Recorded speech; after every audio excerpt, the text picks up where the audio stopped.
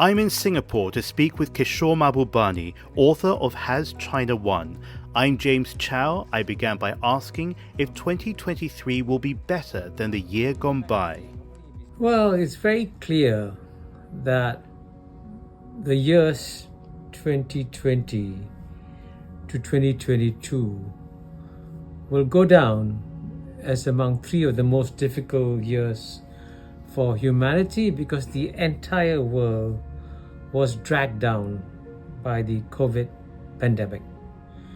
And no question whatsoever that what follows therefore after that can be much better. And while we saw some signs of recovery from the COVID stresses in 2022, I believe that the real recovery could come in 2023 if China is able to make a safe exit from its zero COVID policies.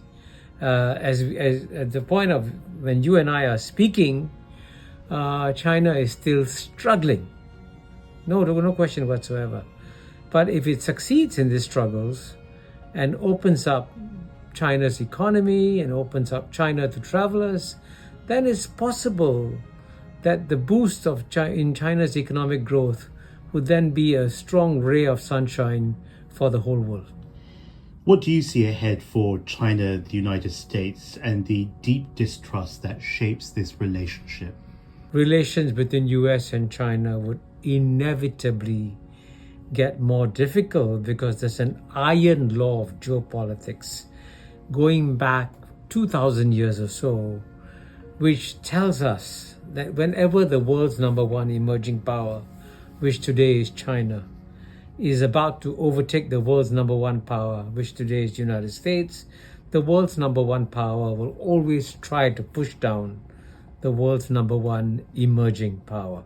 So the fact that the United States is making a massive effort to stop China from becoming number one is completely predictable.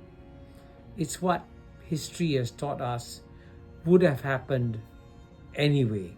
So unfortunately, the only confident prediction I can make about the next 10 years is that the United States will not relent in its efforts to stop China from becoming number one.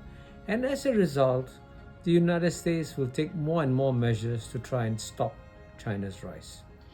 That said, you caution that the biggest mistake China could make is to underestimate the United States. What does that mean?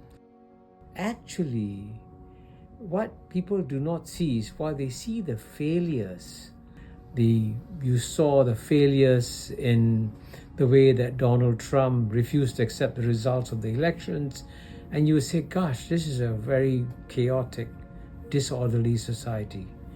Actually, it isn't. It is in many ways a very strong and resourceful society.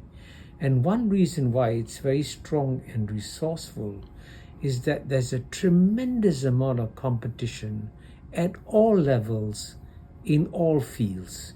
In politics, there's even vicious competition. In economics, there's robust competition. Among individuals, there is a Darwinian selection process that goes on in the American body politic. And the net result of all that is to produce a very strong and robust society that has outperformed the rest of the world for now several decades.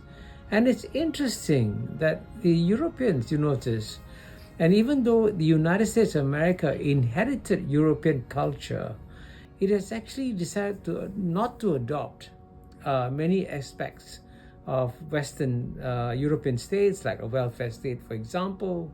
And as a result of which, in the United States of America, there is a very flimsy safety net for you if you fall to the bottom. So all that makes United States, therefore, an incredibly tough society, resilient society, and a dynamic society. And that's why it would be a mistake for China to underestimate the United States as a geopolitical competitor. You can watch all my interviews with Kishore Mahbubani here in Singapore for China-US Focus. I'm James Chau. Take care. Goodbye.